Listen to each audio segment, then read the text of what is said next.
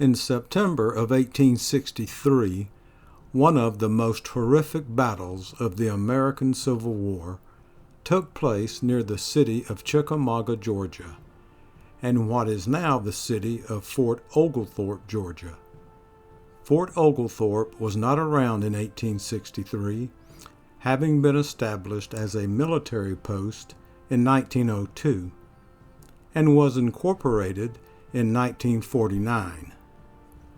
Today, the Chickamauga Battlefield consists of 5,300 acres and is part of the Chickamauga and Chattanooga National Military Park, and the two combine for over 9,000 acres of battlefields, monuments, and markers. Chattanooga, Tennessee is 10 miles from the Chickamauga Battlefield. The Chickamauga and Chattanooga National Military Park was the first such park of its kind in the United States. The United States Congress authorized the establishment of the park in 1890. It was dedicated in 1895. The dates of battle at Chickamauga were September 18, 1863 through September 20th, 1863. September 18th was a day of skirmishing and positioning, except there was significant fighting at Alexander's Bridge on the 18th. September 19th and 20th were the primary days of battle. The battle occurred in what was called the Western Theater. The Western Theater of the Civil War played a critical role in the outcome of the conflict, stretching across a vast region from the Mississippi River to the Appalachian Mountains. This theater was marked by fierce battles, strategic sieges, and shifting allegiances. Unlike the more famous Eastern Theater, where many key political and military figures operated, the Western Theater was where much of the war's fighting occurred in the heartland of the United States. When speaking of the Western Theater, the states normally included would be Missouri, Arkansas, Kentucky, Tennessee, Mississippi, Alabama, Georgia, and Louisiana. Specific states considered to be a part of this theater would at times vary slightly depending on definition and time frame being used. The Western Theater was critical to the Union strategy as it held vital rivers, railroads, and supply routes, and for these same reasons it was crucial for the Confederacy to hold. The Battle of Chickamauga was considered a win for the Confederacy, but it did not lead to long-term Confederate advantage in the West. But the toll it took was tremendous, as it was the second bloodiest battle of the American Civil War, with Gettysburg being the first. Union General William Rosecrans led the Army of the Cumberland, and Confederate General Braxton Bragg commanded the Army of Tennessee at Chickamauga. The fighting was brutal and chaotic. Dense forest made for difficult coordination, and gaps in the Union lines on the second day of engagement allowed General James Longstreet to launch a massive assault that shattered the Union right flank.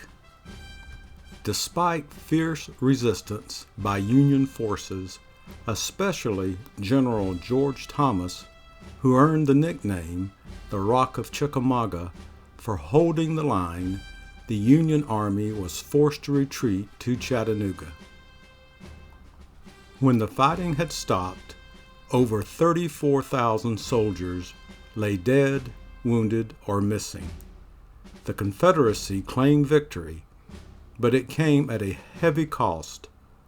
Although General Bragg had won the battlefield, Union forces would regroup and soon turn the tide at Chattanooga. I would like to mention that on September 20th, 1863, Union General William Rosecrans received incorrect battlefield intelligence that there was a gap in his line. In trying to fix this non-existent gap, he accidentally created a real one. And as mentioned earlier, Confederate General James Longstreet launched a powerful assault directly into the opening. As a result, the Union right flank collapsed, and the army was thrown into confusion and ultimately retreated. General Rosecrans was so shaken by the collapse that he left the field and retreated to Chattanooga, effectively removing himself from command during the most critical phase of the battle. Although Union General George Thomas stood tall and prevented a total disaster, Rosecrans' performance was seen as a failure. He was humiliated and was immediately replaced by General Thomas. To truly understand the scale and impact of the Battle of Chickamauga, there's no better place to start than the Chickamauga Battlefield Visitor Center. Located at the north end of the battlefield, close to Fort Oglethorpe, the Visitor Center serves as the hub for your exploration of one of the most important Civil War sites in the Western Theater. Outside of the Visitor Center is a display of different types of cannons that were used. Each cannon has an information marker that explains what type of cannon you are looking at and gives you statistics of the cannon. Cannons played a vital role in the Battle of Chickamauga, just as they did in most Civil War engagements. Both Union and Confederate forces brought a variety of artillery to the field, designed for different ranges and purposes. During the Battle of Chickamauga, a total of 245 artillery pieces were brought to the field. The Union Army deployed 102 rifled cannons and 98 smoothbore cannons, while the Confederate Army had 27 rifled cannons and 118 smoothbore cannons. Altogether, these numbers reflect the scale and intensity of the artillery firepower used during the battle. As you enter the Visitor Center, you are reminded that this is more than just a building. It is a portal into one of the most tragic chapters of the American Civil War. It's quiet and calm inside, almost like a place of reflection, and it really doesn't feel like a museum. Instead, it feels like a place that asks you to slow down and think about what happened here before you step out into the battlefield. The staff are welcoming, quick to offer maps, guidance, and to answer any questions you may have.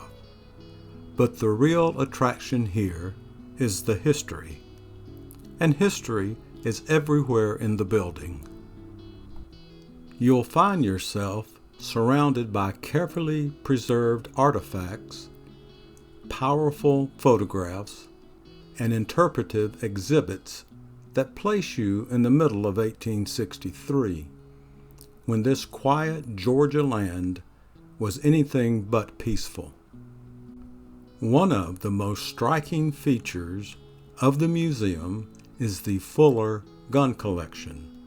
This incredible display includes more than 340 historic American muskets and rifles, all arranged in order from the late 1600s all the way through World War I.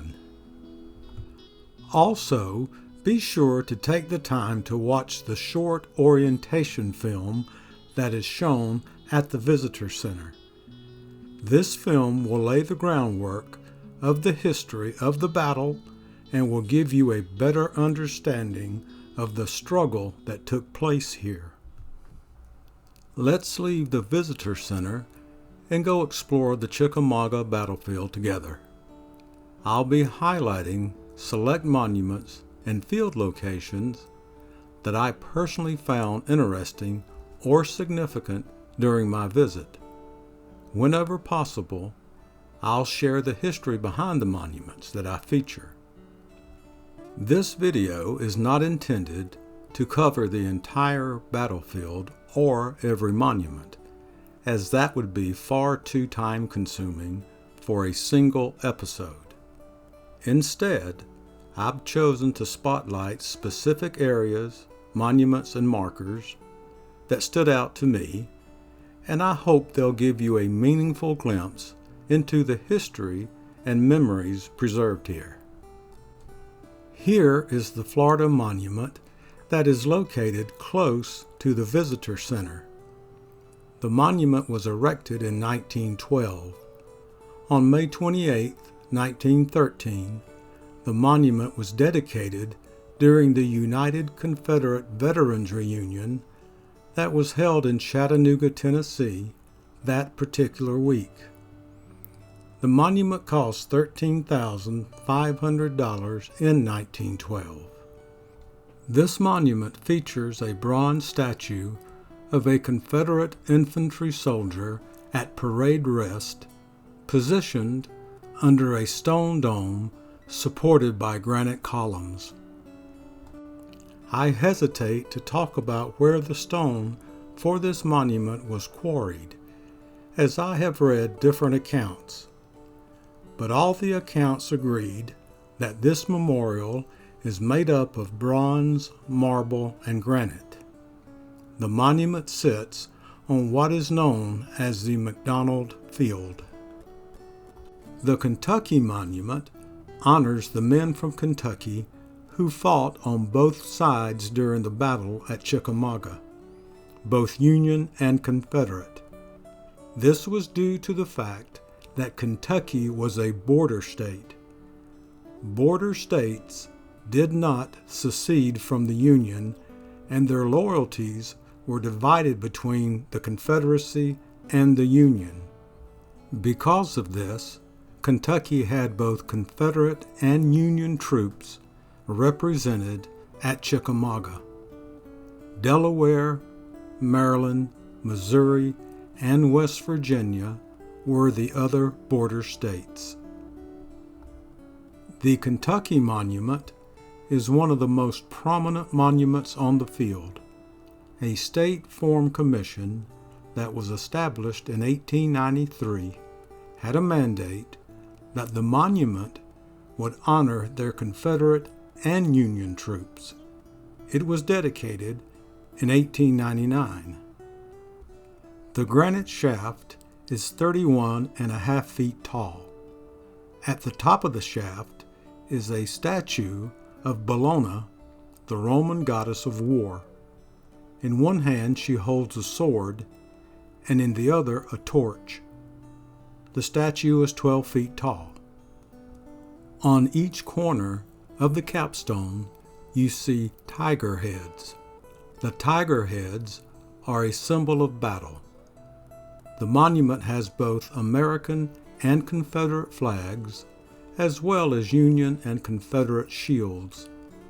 Bronze plates located at the base list both Confederate and Union troops that fought here.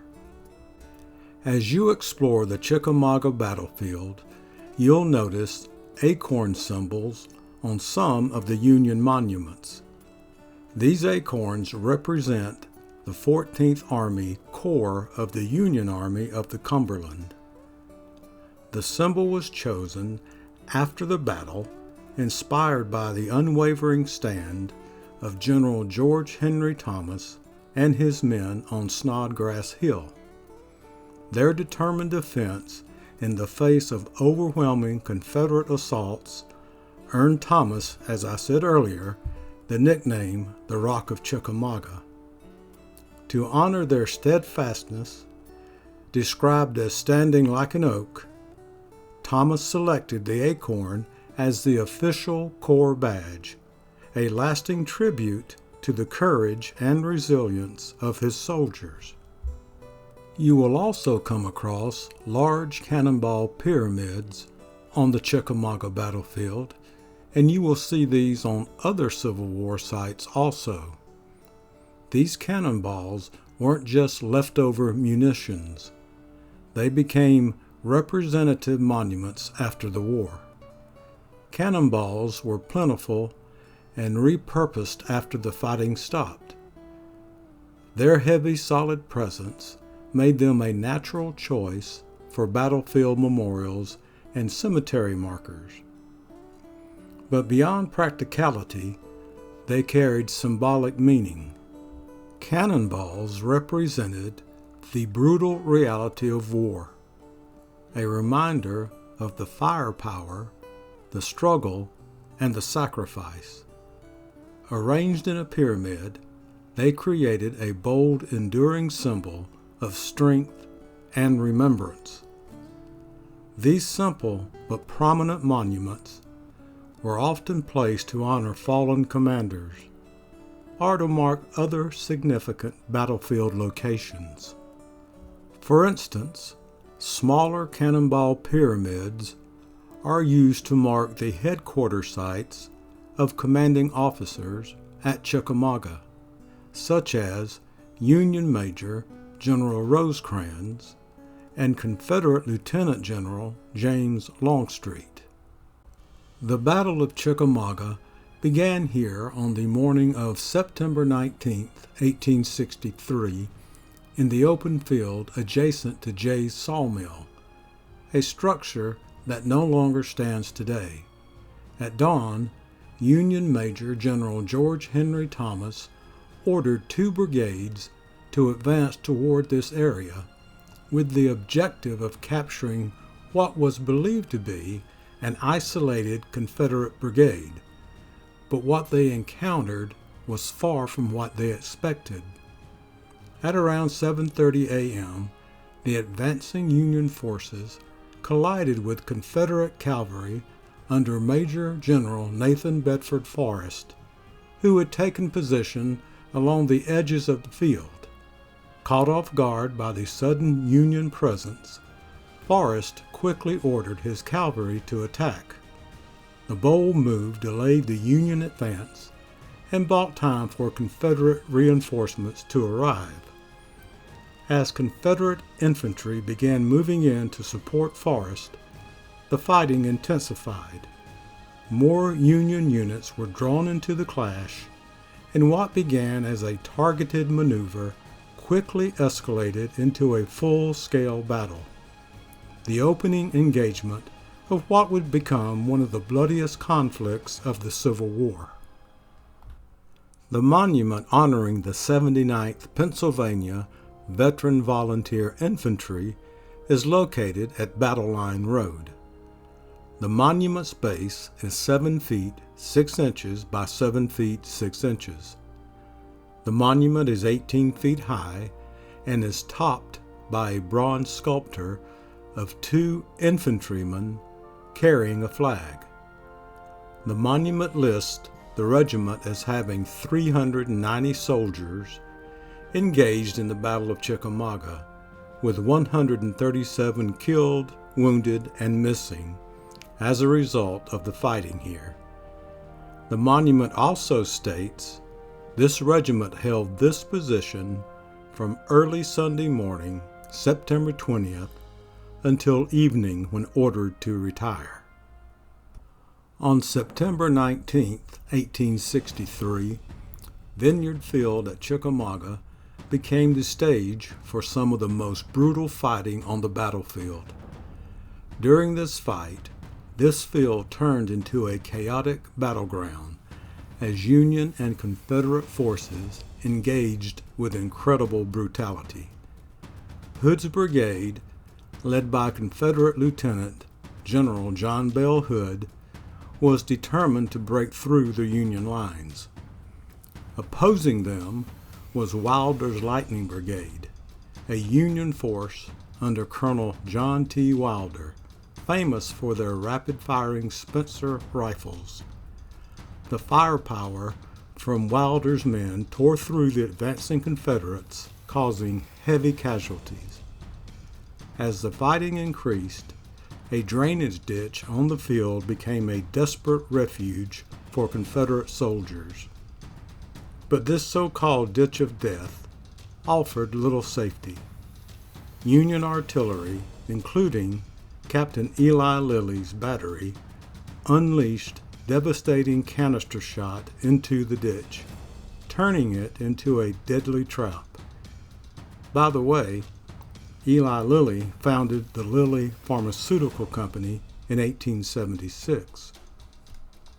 The struggle at Viniard Field saw multiple charges, relentless artillery fire, and hand-to-hand combat. At the end, neither side could claim victory here. What was left was a stalemate of blood.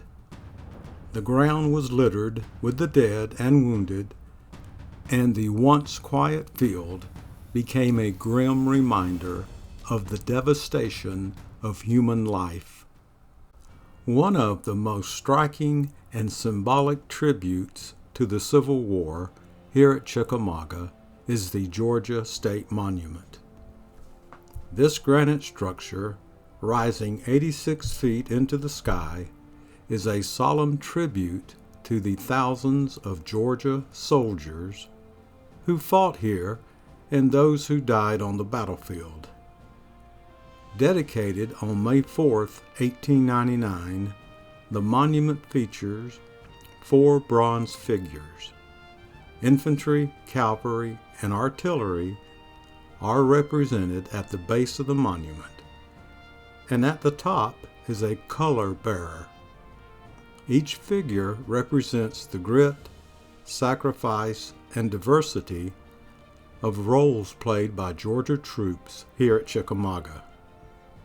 Near its base, the monument bears an inscription from the state of Georgia that says, "To the lasting memory of all her sons who fought on this field, those who fought and lived, and those who fought and died, those who gave much, and those who gave all." Located on Battle Line Road, the Alabama Monument is a testimony to the Alabama soldiers who fought on this battlefield. The monument is a symbol of remembrance and reconciliation. And what makes the story of this monument unique is the story of how it came about. Unlike most state monuments, which were funded by the individual state governments, the Alabama Monument was a product of the dedication of the Ladies' Memorial Association of Montgomery. The women were motivated by grief, pride, and purpose, and they took it upon themselves to raise the funds to honor the Alabama soldiers who fought here. The monument was erected in 1913. It is made from Georgia marble and is 32 feet 6 inches tall. Located near the northern edge of the battlefield is the Kelly House on Lafayette Road. This small structure played a major role during the Battle of Chickamauga. It became a vital landmark for Union forces as they held their line and pushed back Confederate assaults in this area of the battlefield. During and after the fighting, the Kelly House was used as a field hospital. The cabin was the home of Elijah Kelly and his family. What you see today is a historically accurate reconstruction of the home. Here at Brotherton Farm, the momentum of the Battle of Chickamauga would turn decidedly to the Confederates at mid-morning of September 20th, 1863. Union General William Rosecrans received word that there were issues with the left of the Union line, being turned by the Confederates. Rosecrans sent reinforcements to that area. In doing so, an actual gap was created on the Union right. This created an opportunity for Confederate General James Longstreet to take advantage of this Union mistake.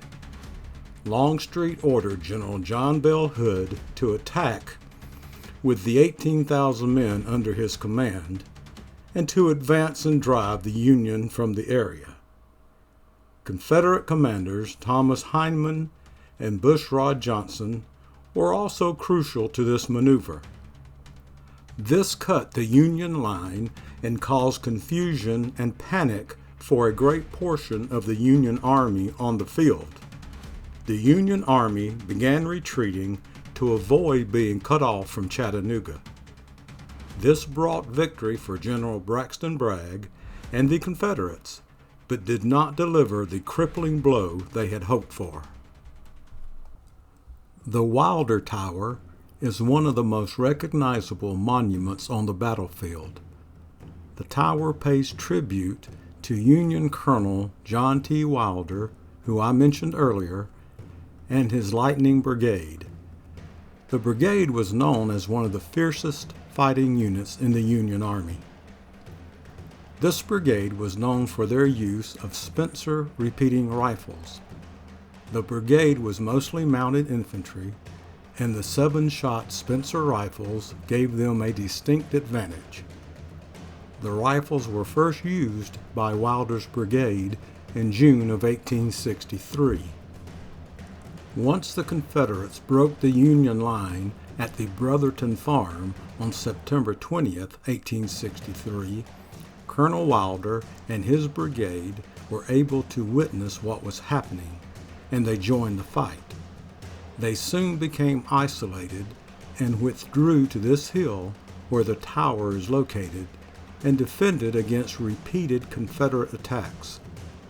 Wilder and his brigade would eventually retreat with the other Union troops.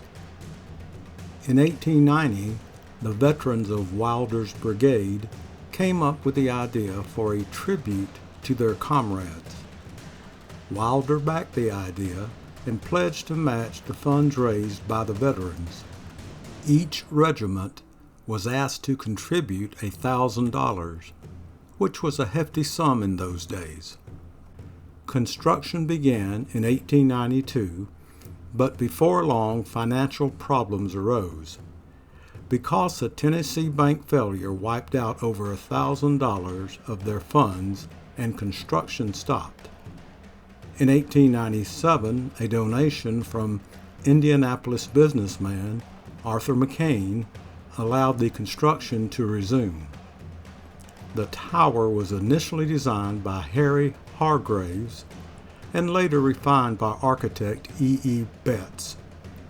On September 20th, 1899, exactly 36 years after the battle, the monument was officially dedicated. I have read that the monument wasn't fully finished until 1903, and later had to be repaired after a lightning strike in 1914. The tower was the first monument erected on the battlefield. The tower is 85 feet tall and is made of limestone that was quarried locally. To reach the observation deck at the top of the tower, you will have to climb up 136 steps. The South Carolina Monument is located on a hill in the North Dyer Field, near Snodgrass Hill, where intense fighting took place. The South Carolina General Assembly set aside $10,000 to fund the monument in 1900. This monument specifically marks the ground where the South Carolina Confederate troops under Joseph Kershaw launched an attack on the Union Army. From this point, Kershaw's men pressed forward in an effort to break through the strong defensive line held by Union General George Thomas on Snodgrass Hill. This monument is 35 feet tall and is made of granite.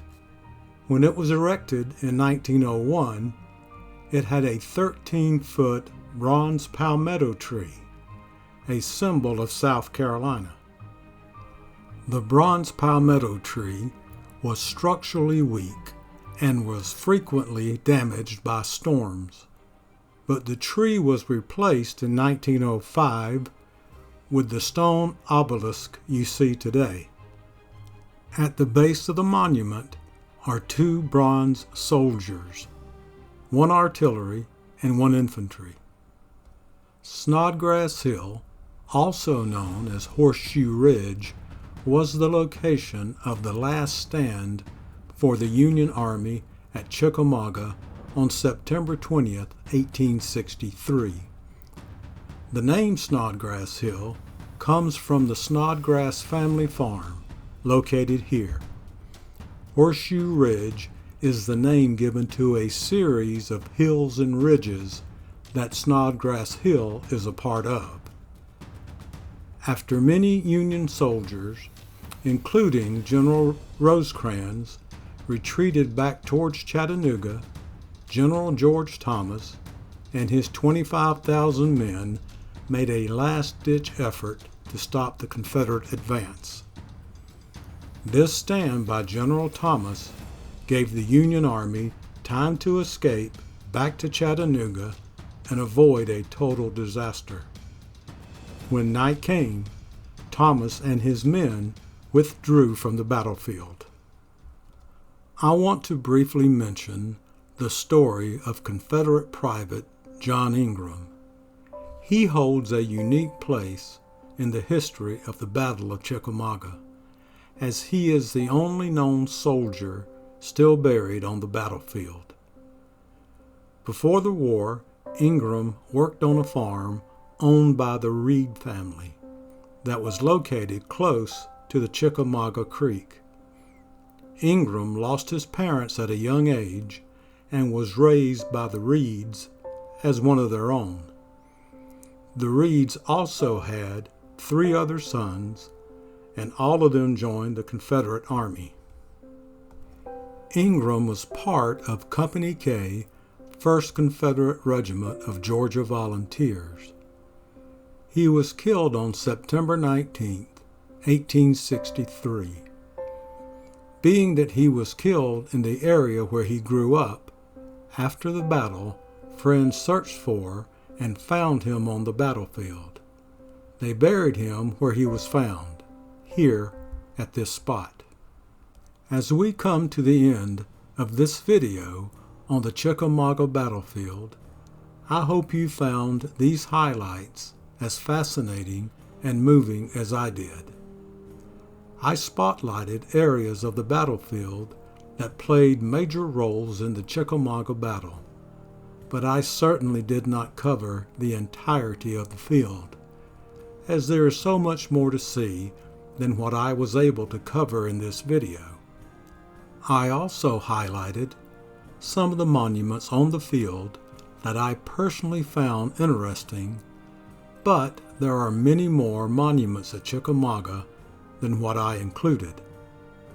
The monuments on this field, each and every one, are silent tributes to what happened here.